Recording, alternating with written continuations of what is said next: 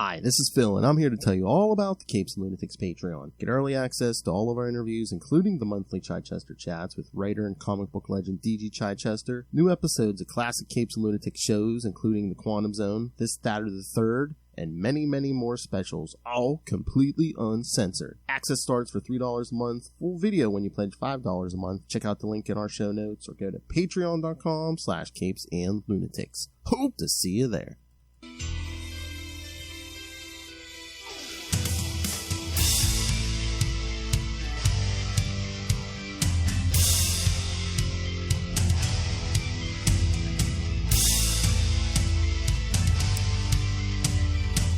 Hello, everyone, and welcome to the first episode of Spawn Universe.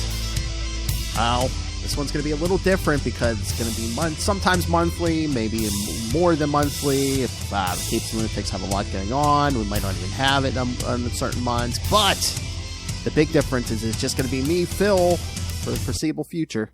So welcome.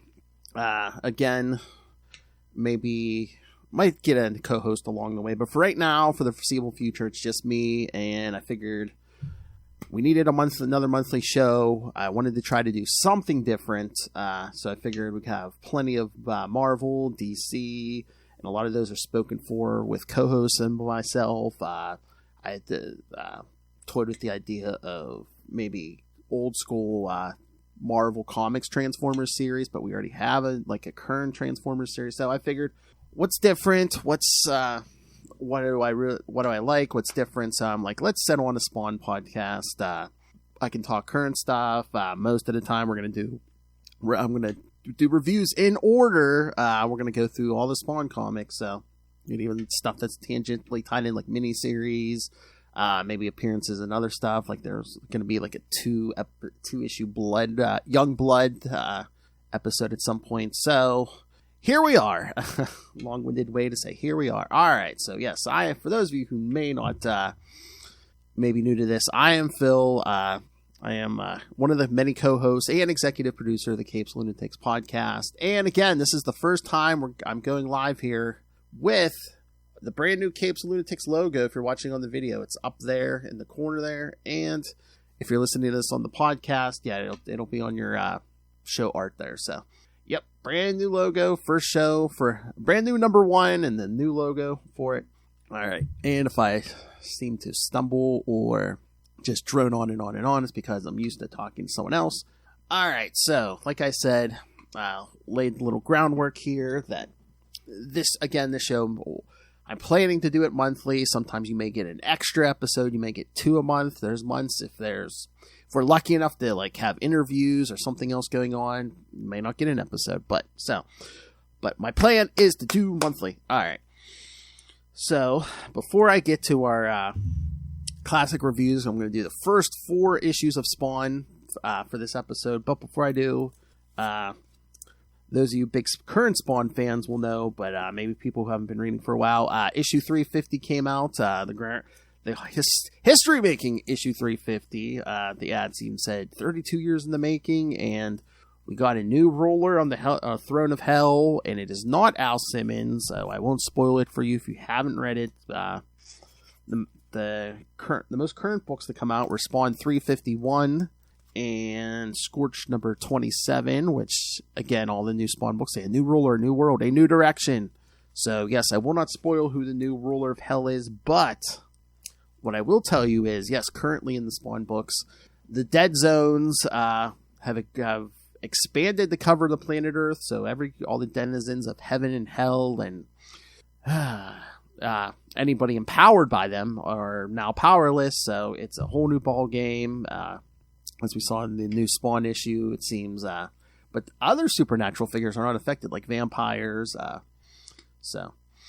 Any current Spawn news I'll try to keep you abreast of. Like I said, I'm going to try to review the comics in order every so often, maybe for anniversary episodes. Maybe I'll try to get some people in here to maybe review the Spawn, the 1997 movie with me, maybe episodes of the animated series. But yes, for the most part, I'm going to try to deal with the comics.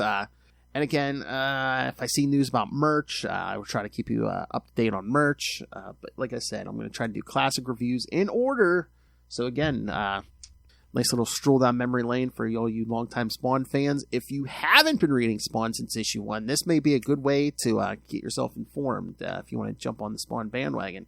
And of course, I would love to talk to any creators up to and including Mr. Todd Farland himself, the creator of Spawn. So, sorry, but the pauses, kids. I don't know where to drink without someone else here to talk.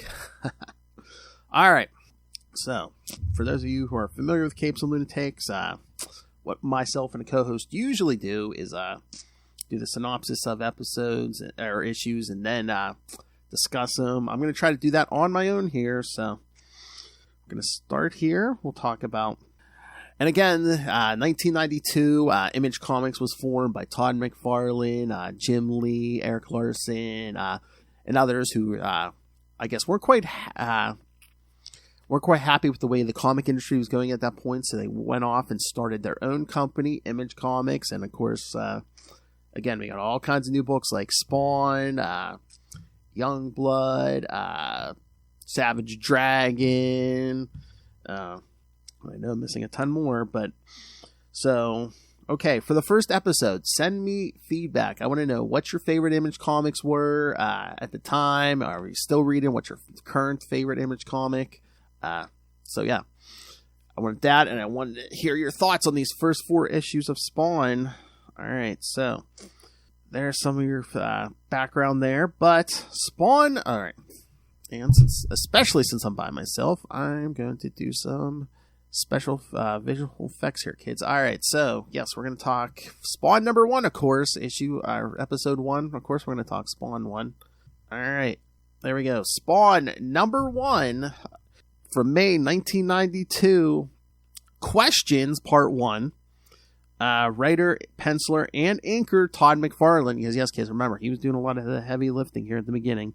Colorist Steve Oliff, Ken Stacey, and Ruben Rude, letterer Tom Orzalski, and editors Wanda Kolomajek and Chris Olm. Alrighty. Spawn, aka Al Simmons, stands on top of a building in New York City. He died and has returned, but he can't recall why he's there. He remembers being tricked and how this wasn't the deal he expected. 5 years ago in 1987, flashback time, kids, news flash reports discussed the recent death of American hero Albert Simmons, who had saved the president's life previously working in the CIA. Some channels reported on how his wife, Wanda Blake, appeared with another man at the wake, Martin Alexander.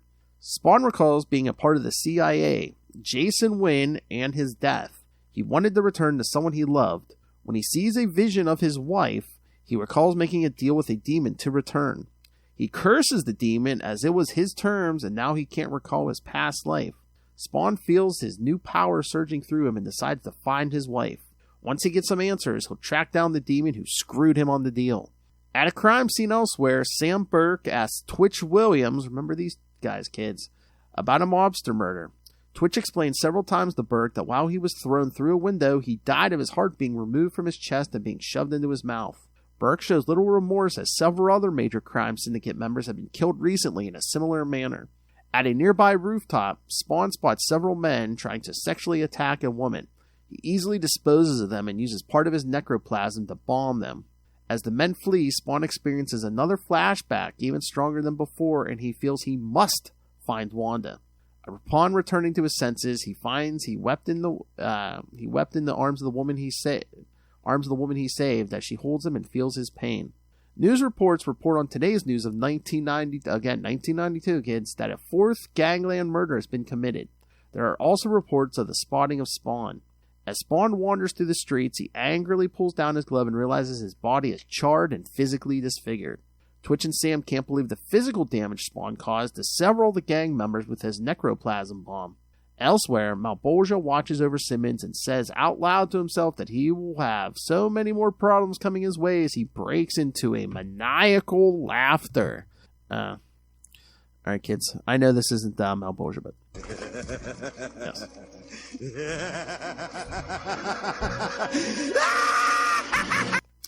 All right, so and again, like I said, one of the current Image books that was starting around this time was Youngbloods, which Spawn is mistaken as a member of by one of the gang members. And according to the, and again, we started everything here in this issue, but again, a lot of setup. Al Simmons. What kind of deal did he make? Where has he been for 5 years? Where does he have this new power from? So, lots of questions.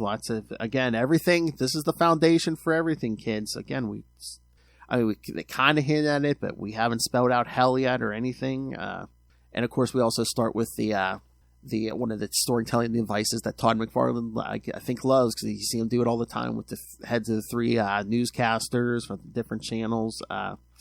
But according to the last one, the blonde newscaster, Al Simmons was voted one of the sexiest men in 1985. The government tried to hide it. So yeah, lots of going on here.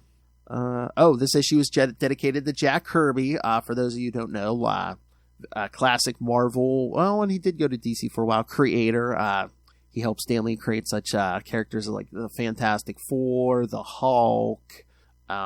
So yeah, he was a major. The Eternals were his original creation, as was the New Gods over at DC. So yeah, I assume he was a hero of Todd McFarlane's. This issue, of course, number 1 sold, and again, an issue number 1 in 1992. This issue sold 1.7 million copies during its launch. And again, it's been reprinted in trades and however else, how many times. If you count all those, who knows what that number is.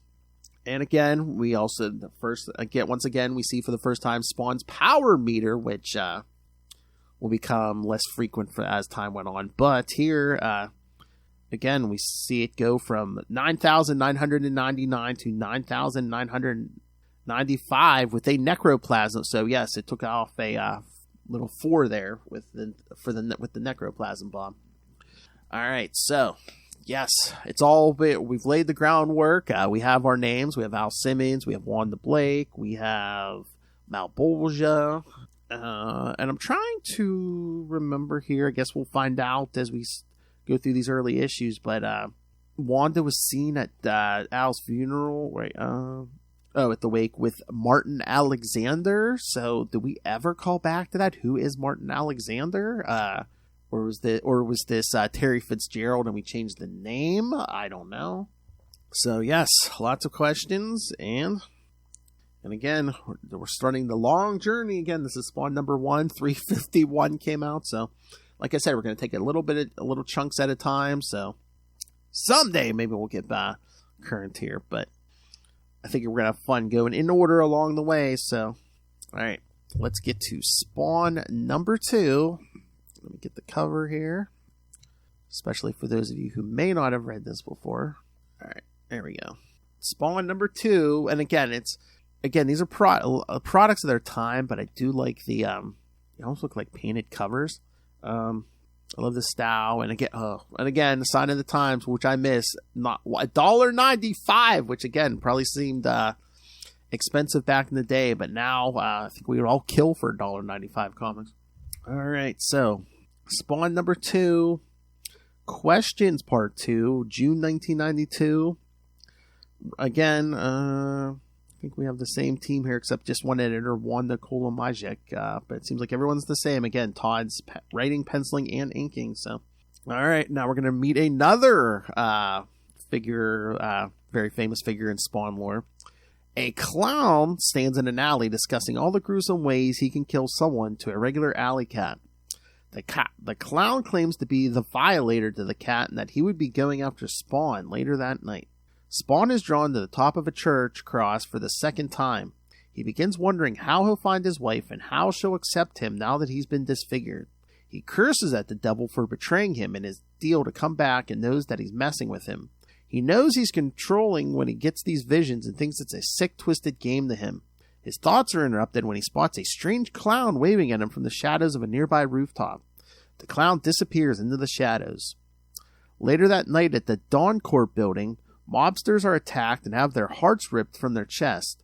The Violator stands over a bloody mess. The news channels report on more heart-surgeon killings. Another channel reports on Wanda Blake opening a new care clinic for disabled children. On top of the church, Spawn attempts to use his magic to transform his skin back to the way it was before he had died. He's shocked to find out that he's turned himself into a white man when he knows he should be African American. Sam Burke and Twitch Williams discuss the paperwork piling up on their desk. They now have 6 cases from the heart surgeon and no leads. The Violator takes out a mob boss named Gino.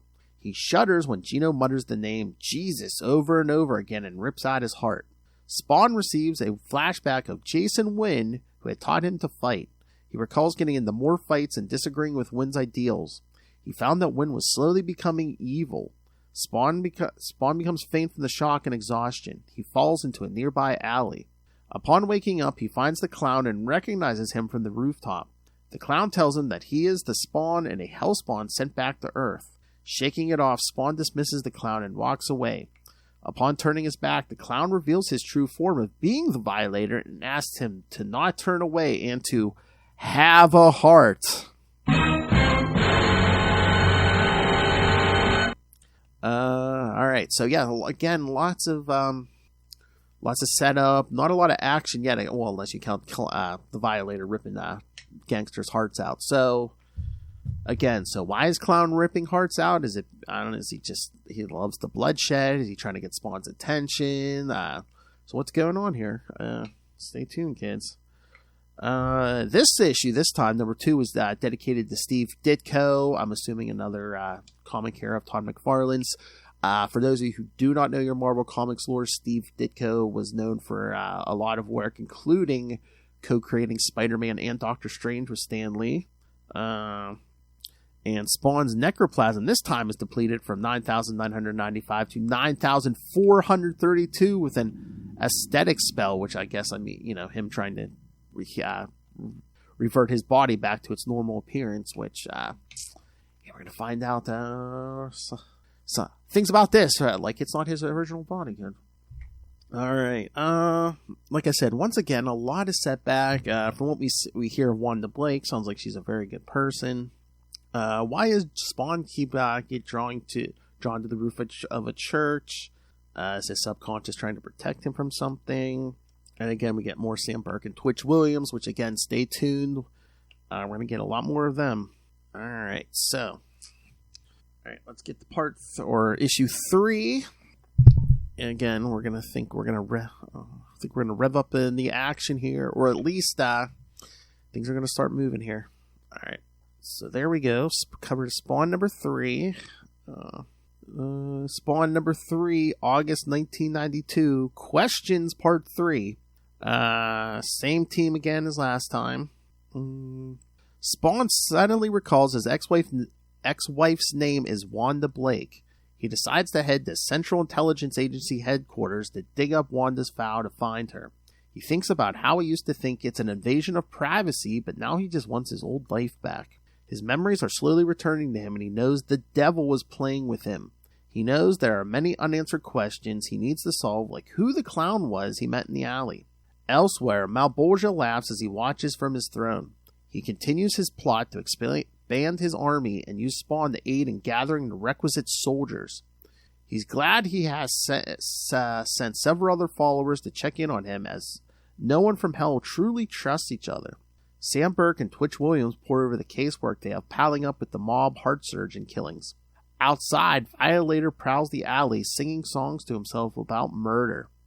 At the Central Intelligence Agency headquarters, Spawn breaks in to find Billy Miller sexually harassing his secretary Linda, who is already married. Spawn picks him up by the throat and warns him to keep it in his pants. He then takes the foul on Wanda Blake and retreats into the night.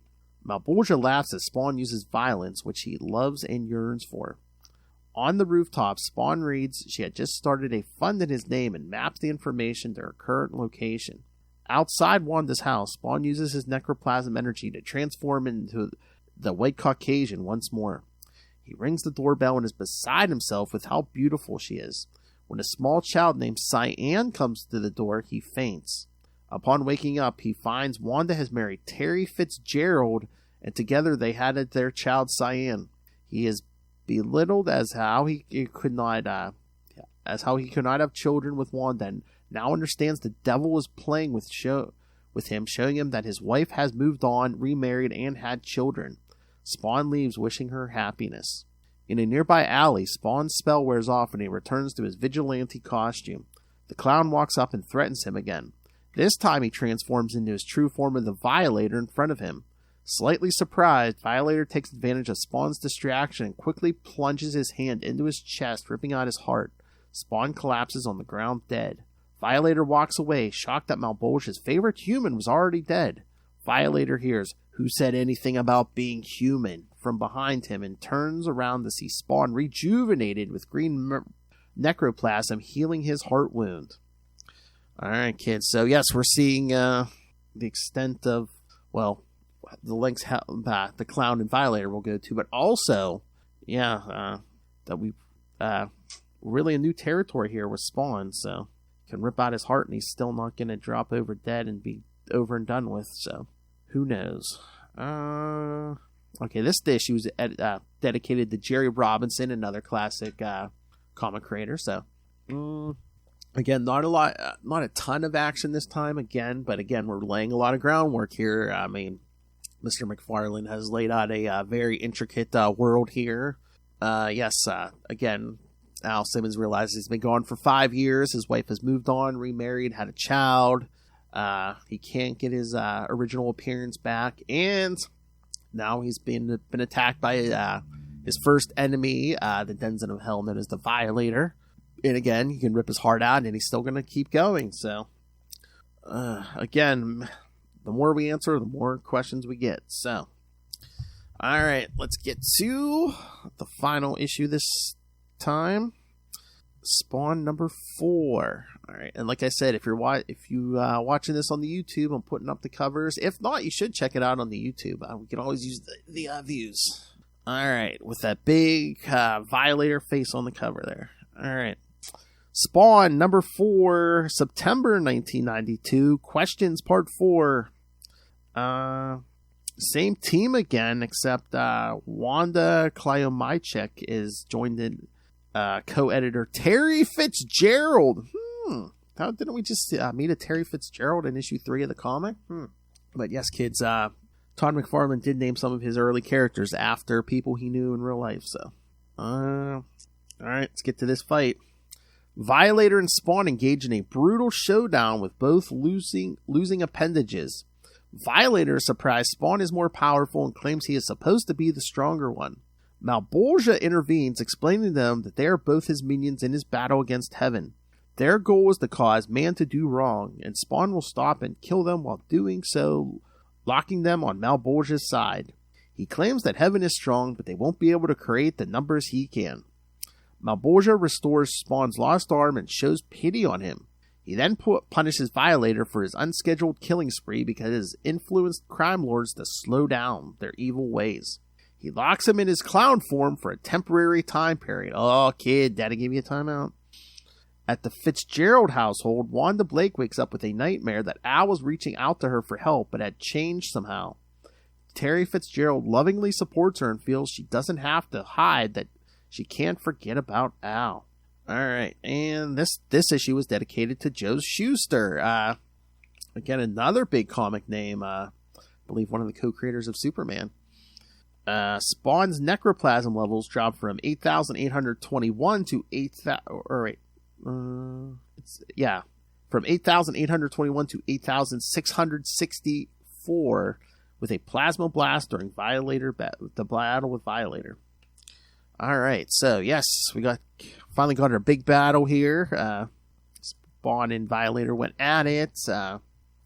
Like we said, it got a lot of ripped appendages off, necroplasm blasts, and basically Malbolge shows up and teases Spawn, repairs his body, and again locks Violator in his clown form, which he can't stand because it looks like a little person clown. So, all right. So, there you have it. The first 4 issues of Spawn, or as we called it, the Questions arc. So once again, early attempt here at a first episode. I would like to know. I need feedback, kids. Give me YouTube feedback. I'll tell you how to email us in a second. What do you think about the show? Is there anything else you want to need? Do you want more stuff on the current issues? Again, like I said, I'll try to keep you updated with merch. But yeah, stay tuned, kids. Do you want like maybe spotlights on certain characters? Maybe that's what I should do for next episode. Maybe try to decide who the biggest character is in the episode and do a spotlight on them. I think that works. Maybe we should do that now. Let's see. Of course, it's the first issue. It's the first couple issues, and of course, so Spawn should probably be the spotlight here. Alright, so for those of you who don't know, Lieutenant Colonel Albert Al Simmons, USMC, was a highly trained CIA assassin. He was murdered. Okay, we're going to get into a little bit of spoiler here, kids, but he was murdered by his employer and his former friend, Chapel. But then, as we see later on in King Spawn 5, Jessica Priest is confirmed to be Al's true killer. Simmons sells his soul to Malbolgia in order to return to Earth to see his wife Wanda Blake again. He found he got more than he bargained for. Malbolgia used Al as the reborn Spawn or Hellspawn to do his bidding. Alright, so, and again, Spawn doesn't remember most of this at this point. But Albert Francis Simmons was born in Detroit, Michigan. He was the second of 3 children, Mark, Al, and Richard, to Bernard Simmons, a traveling salesman, and Esther Simmons, a devil worshiper. His grandfather, Henry Simmons, knew a Hellspawn called Gunslinger Spawn. It's be a while, but we'll get there, kids. Spawn was a very intelligent and physically strong officer in the United States Marine Corps, attaining the rank of lieutenant colonel. He later joined the United States Secret Service and became a highly decorated member. This led to his promotion to the Central Intelligence Agency. Simmons was recruited into a special division of the U.S. Security Group, a task force with jurisdiction in all domestic and foreign situations, commanded by CIA Director Jason Wynn. And again, the thing he can't remember, he was murdered during a mission in Botswana by his fellow assassin, and acting on orders of Director Wynn, Simmons is sent to hell because of his life as an assassin. He makes a deal with the devil. Simmons agrees to become a Hellspawn and serve Malbolgia if he is allowed to see his wife Wanda one last time. Again, deals with the devil. Make sure you phrase that very, he always says he wants to see her. Malbolgia returns Simmons to the living realm, but with only the barest of memories, a badly burned body, and a watchdog, the Clown. So that kind of catches us up to where we were at with these 4 issues, kids. And again, 5 years has passed. That's why one has remarried, has a young child. So, all right. So yes. Hopefully, if any of you weren't familiar with early Spawn, this episode was helpful. And if you are not familiar with the early issues of Spawn, I would like to hear your feedback too. Tell me what you think. What can I do to inform you more, entertain you more? And again, I'll try to get my trademark more sound drops in here next time. All right, but I just wanted to lay the groundwork for the first episode. And I think that is it. All right, so like I said, I'm going to try to do this at least as a monthly. Like I said, timing. Sometimes you might get 2 episodes a month. Sometimes you may not get one. But I think for the foreseeable future, you'll probably get at least once a month podcast here. So, and I'm going to, I'm going to give you your homework. Because not only do I want feedback on the first 4 issues of Spawn, I want feedback I can read while I review the next issues on the next episode. Alright, so next time when I return, I will be covering, for episode 2, we're going to cover Spawn 5 through 8, where we'll meet Billy Kincaid, and we're going to get the payback arc. So, yes, send me your thoughts on Spawn 1 through 4. Send me your thoughts on anything you want to see on this podcast. And again, send me your thoughts on Spawn 5 through 8 that I can read as I'm doing this. Alright, so send me your thoughts, kids. Email CapesandLunatics@gmail.com or call the voicemail 614-382-2737. That's 614-38-CAPES. And you can also find not only, this episode and any upcoming episodes of Spawn Universe, but other episodes of the Capes and Lunatics and Capes and Lunatics Sidekicks podcast. Because yes, we have 2 podcasts with multiple shows. Most of them dealing with Marvel and DC Comics. Again, here we're dealing with Spawn. There's also an Energon Universe show where me and 2 of my co-hosts talk the current Transformers and G.I. Joe content coming out of Image Comics. We also have a show or two where we just talk pop culture in general, like Salty and Petty over on Capes and Lunatics Sidekicks. So yeah, if you're brand new, if this is your first time listening, give all our podcasts a listen. Usually, if everything isn't your cup of tea, you're going to find at least one show you enjoy. So, yes, please. But you can find all of our episodes for both podcasts. You can find social media. You can find merchandise, which again, we have new merchandise. Like I said, we have new logos. So of course we're going to get new branding merchandise.